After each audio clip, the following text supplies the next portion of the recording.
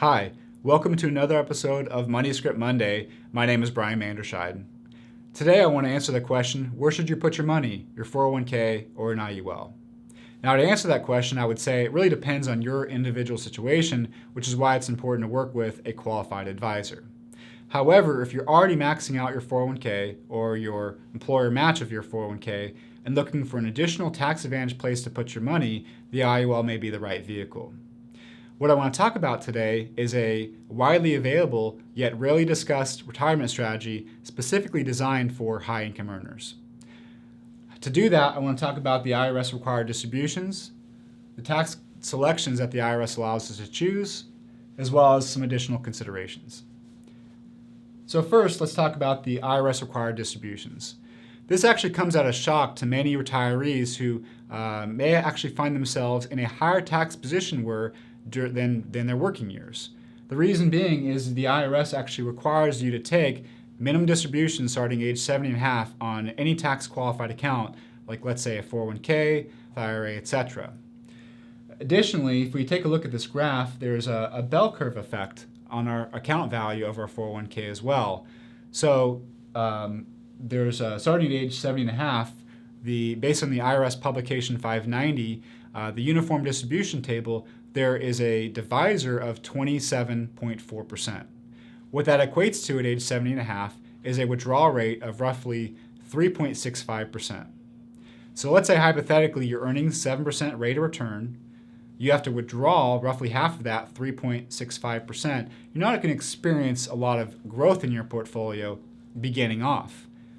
Now once we get to age 87, as you age, the divisor reduces, which increases your withdrawal rate. And at age 87, the withdrawal rate is actually 7%.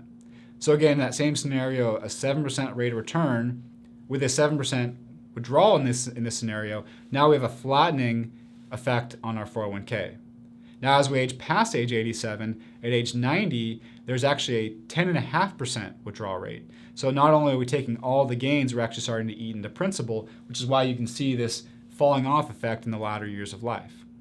Now, if you don't take your required distributions that the IRS requires, there's actually up to a 50% penalty for not doing so. Now, if we look at this shaded selection from ages 75 to 95, that's actually your 401k balance will actually be within 10% of your peak value during that 20-year time frame. So regardless of the rate of return you earn during your retirement years, because of the increasing withdrawal rate, your 401k will never properly grow and accumulate like you may have expected. Additionally, what happens when your 401k is transferred to the next generation? Well, again, over that time frame, age 75 to 95, is likely when most people are going to pass away with a life expectancy of, let's say, age 87 or a little before that.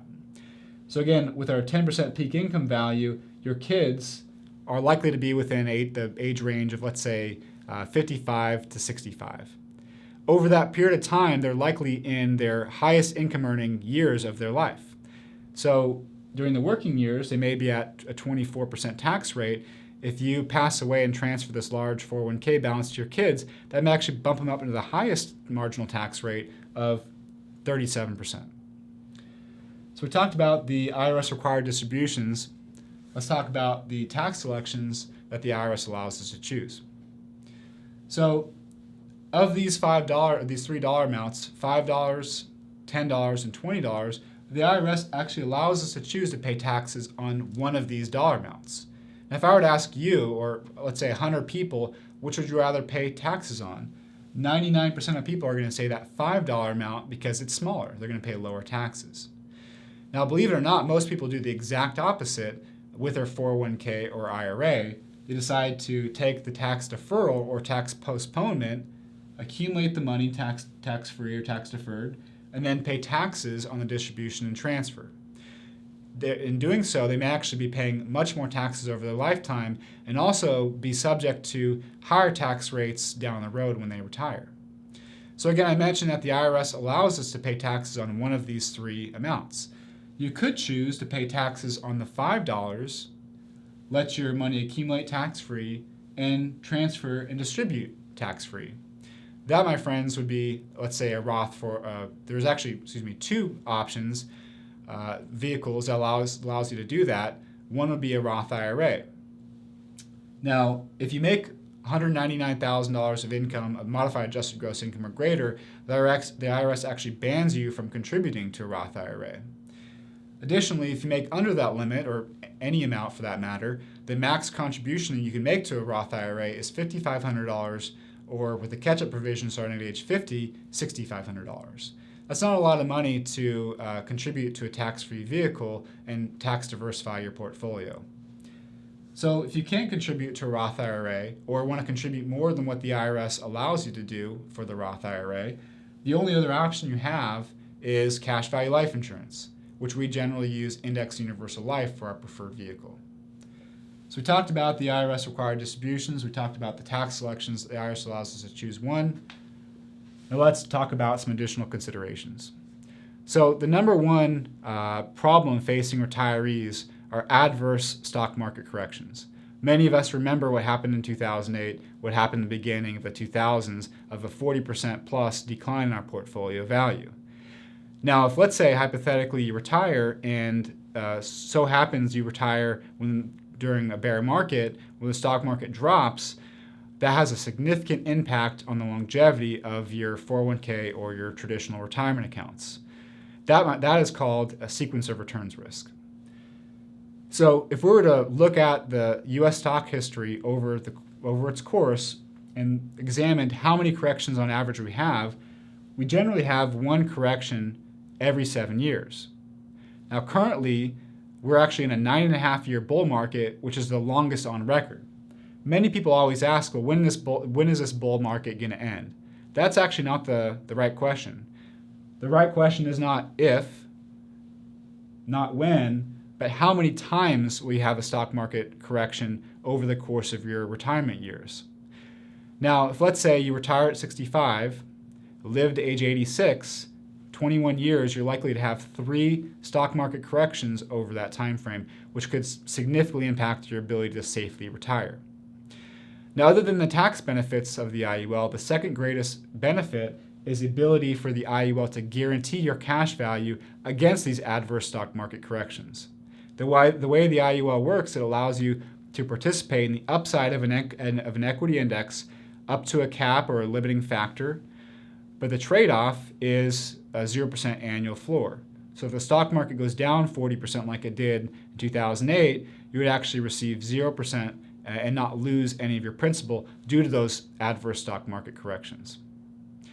So to wrap things up, today we talked about the IRS required distributions, one of the problems facing 401ks. We talked about the tax selections that the IRS allows us to choose one. We talked about some additional considerations regarding the stock market.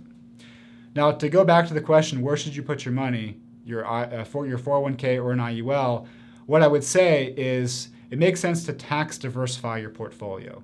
Just like modern portfolio theory, which basically says we should allocate a portion of our money to equities for growth, a portion of our money to fixed income for stability, like bonds, cash value life insurance, and annuities, we should also tax diversify our portfolio to hedge against future tax rate increases. The likelihood is we're likely to experience tax rate volatility over our lifetime. New administrations will come in and change what we today call permanent tax laws, either upwards or downwards. Having money in both taxable, tax-deferred, and tax-free positions allows us to better hedge against tax rate volatility over both our working years and our retirement years.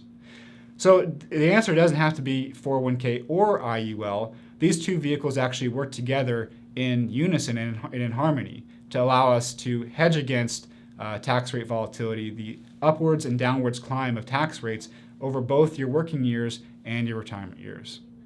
So with that, folks, thank you very much for tuning in today. We'll see you next time.